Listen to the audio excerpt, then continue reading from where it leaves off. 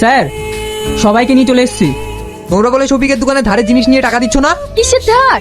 ওর তো কোনো দোকানই নাই। দোকান নাই মানে সেই ওইসব কি বলছে? ও ঠিকই বলেছে স্যার, আমার দোকান মোকান কিছু নাই। ওদেরকে চিটারি করে নিয়ে আসা। আমি চিটারি করিনি স্যার, আমার দোকান নাই ঠিকই, কিন্তু ওদের কাছ থেকে আমি অনেক টাকা পাবো। কিসে টাকা পাবে? এখানে যতগুলো মেয়ে দেখছেন প্রত্যেকে আমার সঙ্গে একবার করে প্রেম করেছে, আর প্রেম চলাকালীন আমার সাথে দামে দামে গিফট লিয়েছে। আজ মোবাইল দাও, আজ গানের দাও, আরো কত কি। আর আমি বীর কথা বললে আমাকে কি বলেছে জানেন? তুমি আমাকে কোনোদিন ফোন করবে না। আমার চাকরিওয়ালা ছেলের সাথে বিয়ে ঠিক হয়ে গেছে। আমি আব্বা মার আমাদের যেতে চাইনি। আচ্ছা রামেশা, তুমি আমার সঙ্গে কোনো যোগাযোগ রাখছো না কেন বলো তো? আমার আব্বা মা আমাদের সম্পর্ক মেনে নিয়েছে না। আমার অন্য জায়গায় বিয়ে ঠিক করেছে। তুমি আমাকে ভুলে যাও। এইসব তুমি কি বলছো? হ্যাঁ আমি ঠিকই বলছি। আজ থেকে তুমি আমার সঙ্গে যোগাযোগ রাখার চেষ্টা করবে না। তুমি এখন যাও। যে দোকান থেকে ধার করেছি আমি সব ওদেরকে গিফট করেছি।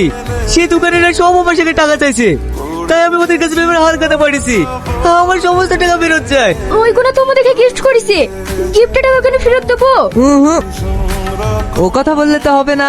প্রেম করার সময় বিয়ে করবে বলে গিফট লিছো, আর এখন ঘুরে দেবো না বললে হবে? হয়তো ওর গিফটের টাকা ফেরত দাও, নাহলে তোমাদের সবাইকে ওকে বিয়ে করতে হবে। আর যদি বিয়ে না করো সবাইকে লকাপে ঢোকাবো।